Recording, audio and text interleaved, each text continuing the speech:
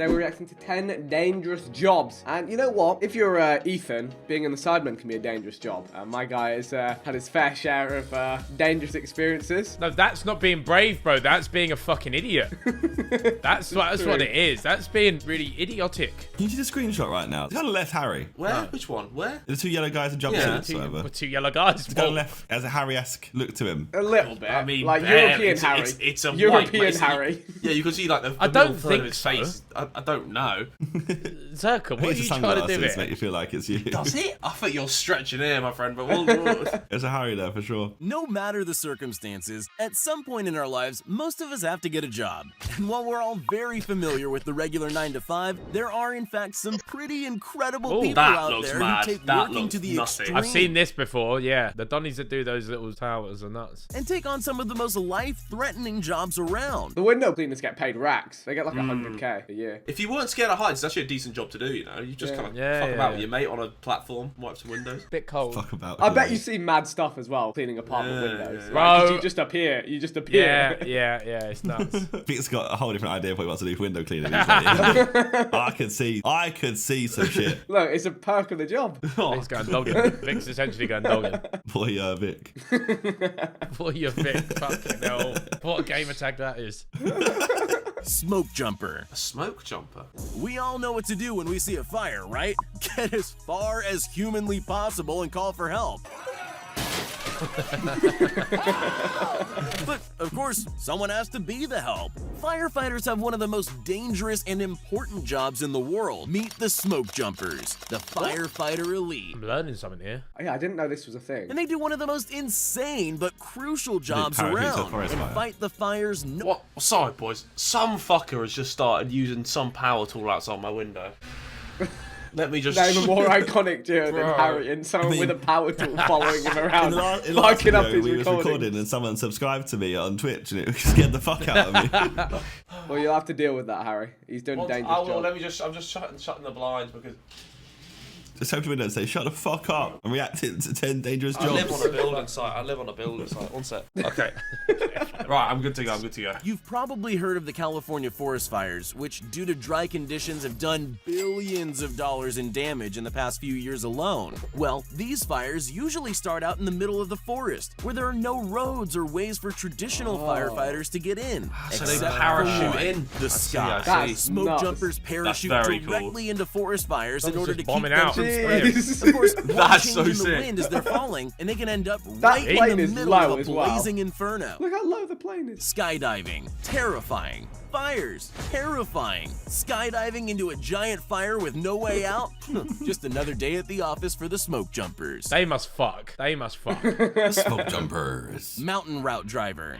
If you've ever driven along a mountain road, you're aware of how absolutely nerve-wracking they are. Sharp, winding Remember turns. the one for the Sidemen show? Yeah, up the mountain in bus. Austria. The guy who skied off the mountain Bro, and crashed into a corner. Donnie's just fucking flying around on these roads going up a mountain. The people that drive those roads terrify me. They take those corners so fast, and I'm like, if you like mess this up by a meter, we're just all gonna die. Like, I was ready to say goodbye on that bus, you know. I thought something was gonna happen. I think we all did say goodbye.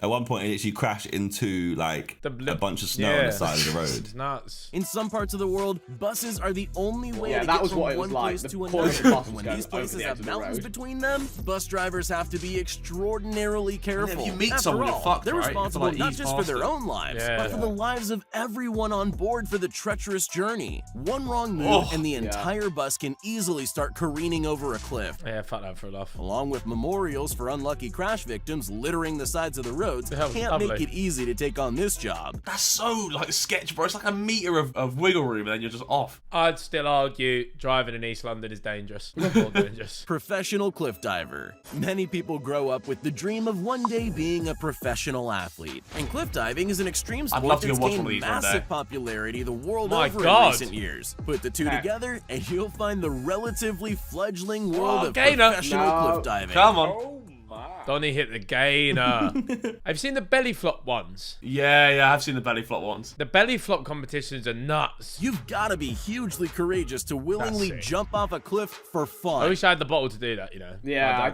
Harry's the only one brave enough. Yeah. You all did it. You all did it. But not one of these ones. No, not one of these. At where? Ibiza. It was literally me and you, Harry. No one else did it. Oh. I didn't do It it. was literally just me and you. Oh, okay. And you watch it back on the Simon show, you're like, yeah, that was high.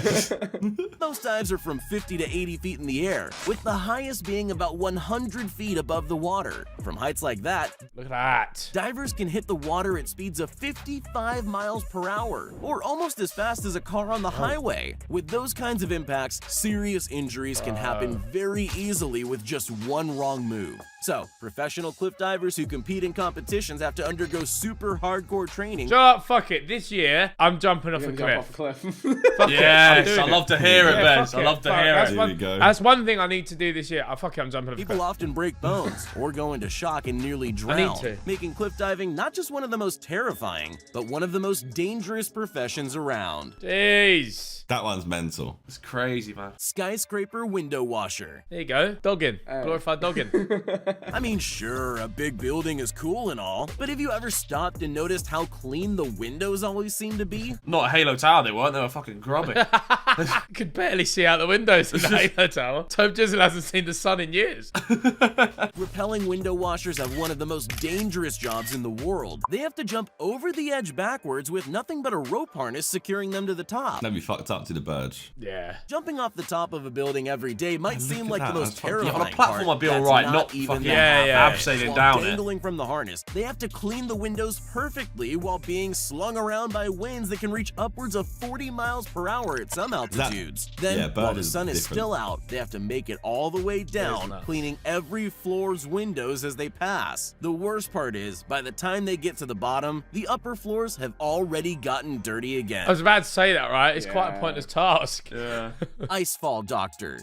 Ooh, wow. Everest, the tallest mountain in the world. For all those adrenaline-thirsty glory seekers to make it to the top of the mountain safely, the local Sherpas have to carve out the paths for them.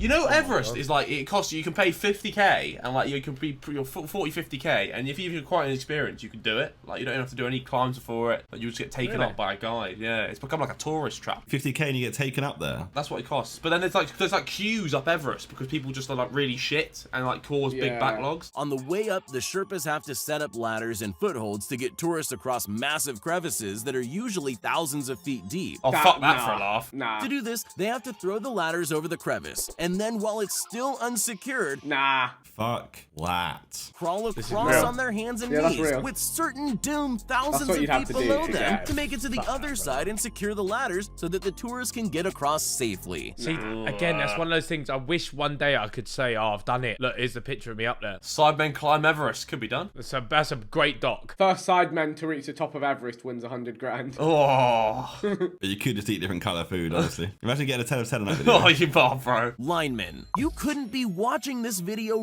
right now if it weren't for your local linemen. These brave men and women work to Jeez, make the sure that linemen, electricity come on. continues Local flowing all linemen. over the grid. Linemen Everywhere in XX. Shoreditch. They're everywhere. What the fuck? First on the scene when service is somehow interrupted, like when a tree falls on a power line. God's sake.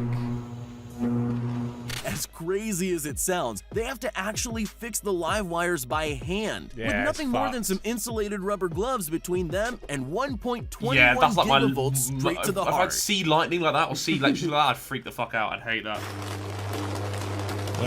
One wrong move and, well, no pun intended, but it's lights out. Thankfully, these courageous workers are compensated pretty well, making on average $73,000 a year. Still, no amount of money is worth your life, so you've don't know if really it's- got to have nerves of Nah, steel to I take need on more. being a lineman. Well, Yeah. in this case, maybe nerves of rubber would be better.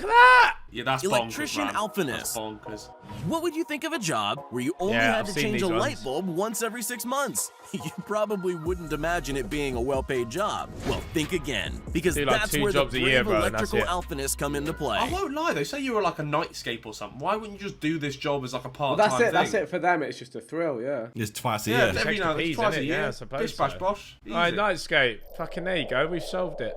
Yeah. Get over there. In order to make sure the bulbs at top radio towers never go out, these fearless engineers climb to the top every 6 months and replace the bulb. Working one day every 6 months might not seem like too bad of a gig until you realize that the tallest radio towers can be well over 2,000 feet tall. Yeah, but like if You'd you be can do that, like easy. Electrical alphinists have to climb these colossal towers by hand with nothing more than a cloth harness they have to detach and reattach every few feet, keeping them from a very, very long fall. It's not that dangerous either. It obviously it's scary, but like if you know what you're doing, it's not that. Yeah, It's pretty safe. You just gotta like. You're just scary. Yeah. Yeah.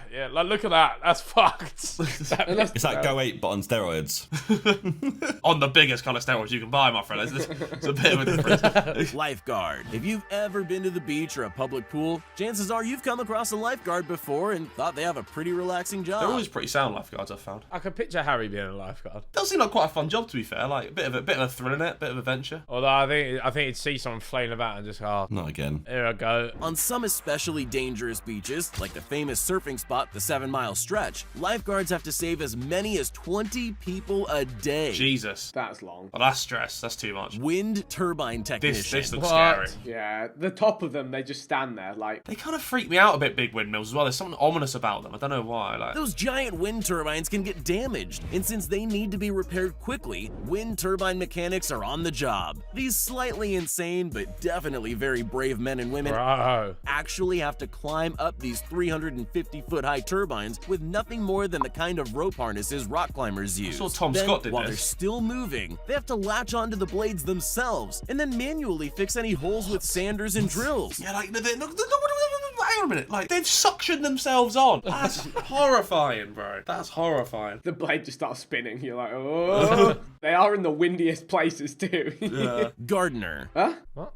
Right. It's because trees fall on them. Guess power tools, innit? Like. Some of the most beautiful plants can be some of the most deadly. And at the Poison Garden in England, you'll find some of the most beautiful and the most deadly plants in the world. And where there's a garden, there needs to be a gardener. Of course, England has a poison garden.